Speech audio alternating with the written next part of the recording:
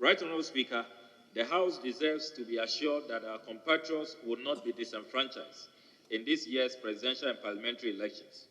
Practical steps ought to be taken by the EC to ensure that all who lost their voter ID cards have their cards replaced. It is not good enough for them to be told by the EC that they can vote without their cards, when we know that they could be subjected to unwarranted challenge and frustration by party agents, while others may not even bother to show up to vote because they do not have their cards.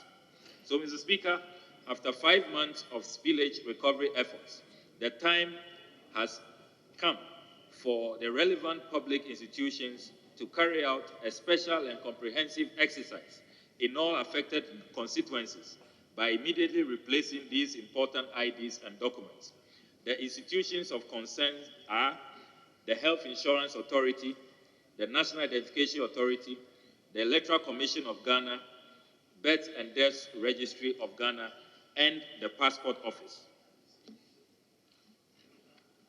May I also, Right Honourable Speaker, submit that any replacement exercise by these 5 institutions of state should not only be immediate, the intervention must prioritize convenience where officials could be deployed in the affected communities and the displaced camps, and also it is my firm expectation that these replacements must be done free of charge on purely humanitarian grounds.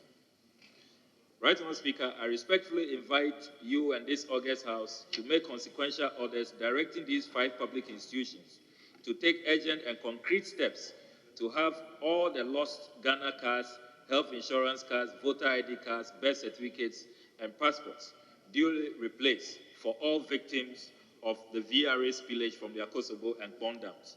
In conclusion, Mr. Speaker, may I remind the Akufo-Addo-Bawumia-led administration to commence work on the resettlement and general compensation of all the victims. It must be a scar on the conscience of national leadership to watch fellow citizens remain in tents and congested classrooms 5 good months after the VRA spillage. Government must be alive to its constitutional obligations